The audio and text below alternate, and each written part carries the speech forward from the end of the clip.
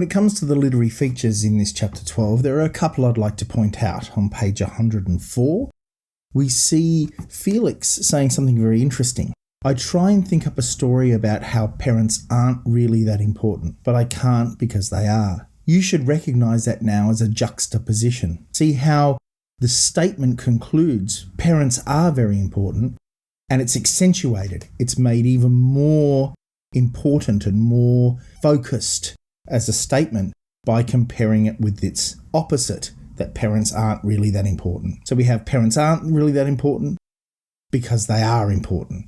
So this juxtaposition makes the statement more powerful.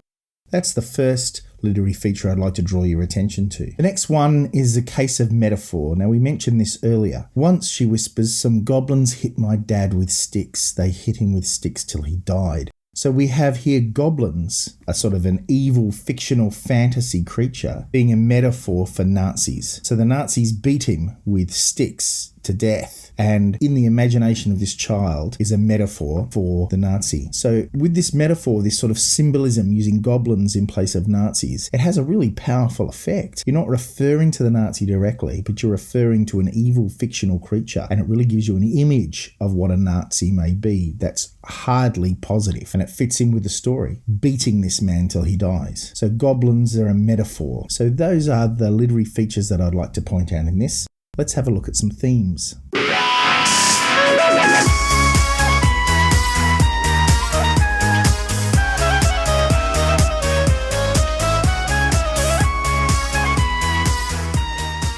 When it comes to looking at the themes of chapter 12, there are some very deep philosophical questions that are being raised in here. Let's have a look on page 108. We've looked at this before, so you should have it underlined already. I'm trembling myself, partly at the memory of what I saw and partly because for Zelda, my story has made her parents dead. The story killed her parents. This raises what is the truth? What is truth? Truth can be subjective. What's true for me is true for me. What's true for you is true for you. Or truth can be objective. It is true that Zelda's parents are dead. Whether she knows it or not, whether stories are told about it or not, it's true. What Felix is trying to say here is that in Zelda's mind, the story has made her parents dead. So it's a subjective truth, not an objective one, although the truth of her parents being dead is an objective fact. This all sounds very confusing. Let's have a look at another one about the issue of truth. Once a princess lived in a castle. It was a small castle, but the princess loved it, and she loved her family who lived there with her. Then one day, evil goblins came looking for information about their enemies, and she goes on to talk about that. Now, this isn't true. The story isn't true. She didn't live in a castle. She's not a princess. But it contains elements of truth. It's a fictional story that can be used to teach other people about what happened in our life. So what is true? What is story? What are stories that are made up? What are stories about what is true?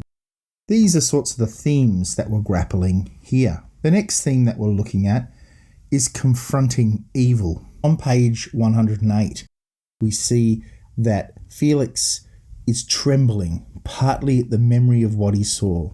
He saw Zelda's parents shot and all the animals around shot dead. He's confronting evil, and later on, when everyone tells their stories, they're talking about the confrontation of evil. And there are three parts to evil. There's the fact of evil, and we're reading about things that happened.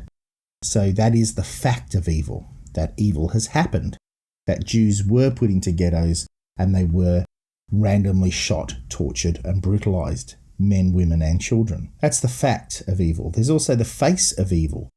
The face of evil is what Felix confronted in the chapter when he saw the results. It's also when he looks into the Nazi's face and he witnessed him just murder capriciously a woman in the crowd, shooting her in the head.